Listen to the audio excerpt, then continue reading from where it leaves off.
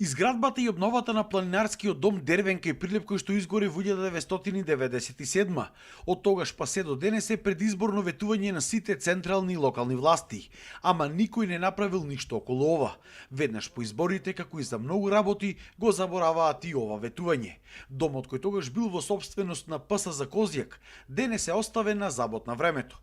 Кога се изградил во 50-тите години на минатиот век, не бил официјално префрлен на друштвото и сега по пожарот се води како имот на државата.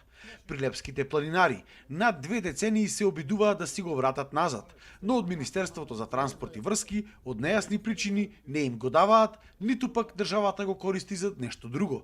Спорот сега е пред Вишиот управен суд. Планинарите се крајно револтирани. Не да е жално, катастрофално е, бидејќи домов го гледаме каков е, во ситуација е еден ден сијо да падне тука, сега државата не наоѓа решение или не сака или нешто друго има предвидено тука или не знам што да кажам, не знам, сите различно ни го толкува тоа како се вика собственоста на државата, а државата многу во ова наша не само општина и држава стално има на поставено кадри на места што не му одговара. Само да се биди таму и не соработува, не прашува, едноставно на погрешни места се.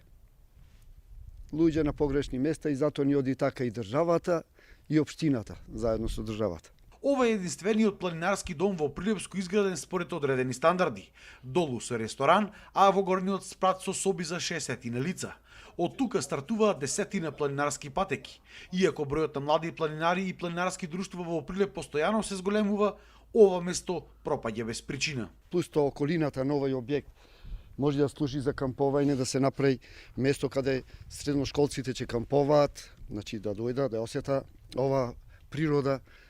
Може да се направи некои терени како за припрема на спортистите. Значи има премногу варијанти, премногу убавини, но за жал досега никој едно камче се нема преместено. Имаме многу млади спортисти, планинари што движа и треба да му се излези во сусрет да продолжа оваа традиција, затоа што Прилеп секогаш бил спортски, но и планинарски град. Како би се приспособил овој дел овлеки да биде туристичка мека, туристичка атракција и за Македонија и за Прилеп овлеки, бидејќи езерото блиско ни е, Јасеново блиско ни е, Прилеп ни е блиско, Мукос ни е блиско, тука ке што првите епопеи од НОП се одвивале. Дали наместо напредок и развој ќе имаме стагнација без некоја посебна причина и како и за многу работи досега државата ќе остане глува и за овие молби и апели да се обнови ова место, останува да покаже времето.